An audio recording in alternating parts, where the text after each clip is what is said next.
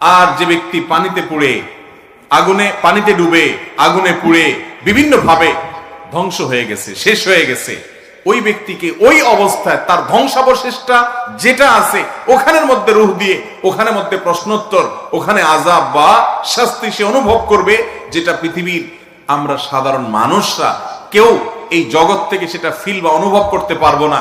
কারণ ওই জগৎটাই হলো আলামুল গায়ব বা অদৃশ্যের জগৎ। অতএব দৃশ্যের জগতের সবকিছু সে অদৃশ্যের জগৎকে ফিল বা অনুভব করতে পারবে না, সেটাই স্বাভাবিক। কথা কি বুঝাতে পারছি?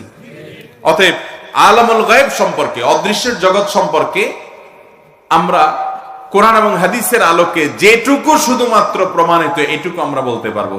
ওখানে কিভাবে, তার ধরন কিভাবে হয়, ডিটেইল বিস্তারিত বিবরণ আল্লাহ তাআলা একমাত্র ভালো জানেন। কারণ ঈমানের গুরুত্বপূর্ণ একটা পাঠ হলো গায়েবের প্রতি